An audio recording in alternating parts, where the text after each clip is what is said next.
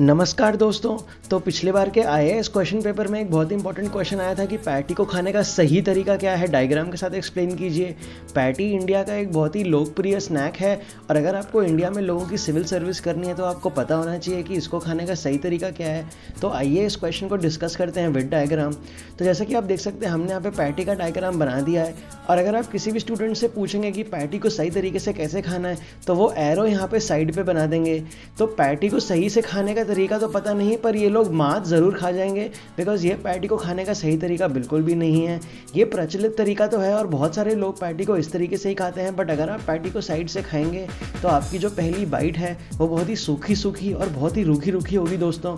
और जैसे ही आप वो बाइट लोगे आपको लगेगा कि ये बाइट तो बहुत ही सूखी सूखी रूखी रूखी है और मेरी ज़िंदगी भी इस बाइट की तरह बहुत ही सूखी सूखी और रूखी रूखी है, चलो मैं सुसाइड कर लेता हूँ और खुदकुशी कर लेता हूँ। बट अगर आप सोचो देश का सारा युवा अगर पैटी खा के ऐसा ही सोचने लगे और सुसाइड कमिट कर ले, और तो इससे तो इंडिया का जो डेमोग्राफिक डिविडेंड है वो बिल्कुल डिस्ट्रॉय हो जाएगा और इस चीज़ को देख के चाइना फ़ायदा उठाएगा और इंडिया पे न्यूक्लियर बॉम्ब फोड़ देगा। तो अगर आपको इंडिया को चाइना से बचाना है दोस्तों तो आपको पैटी को सही से खाना सीखना पड़ेगा और अपने आप को सुसाइड से बचाना पड़ेगा। इसके लिए आपको जानना होगा कि पैटी को खाने का सही तरीका जो है वो एक्चुअली साइड से नहीं है, वो उसके ऊपर और सेंटर से है। हाँ दोस्तों, अगर आप पैटी को ऊपर और सेंटर में से खाओगे तो आप एक बात जानोगे कि आपकी जो बाइट है उसमें आपको सॉफ्ट आलू भी मिलेगा और आपको हैवी और रूखा वाला क्रंच भी मिलेगा। और जैसे ही आप वो बाइट लोगे आप सोचोगे अरे ये बाइट तो इतनी सख्त और इतनी नरम है और लाइफ भी ऐसी ही होती है, तो चलो मैं लाइफ को जीता रहता हूँ,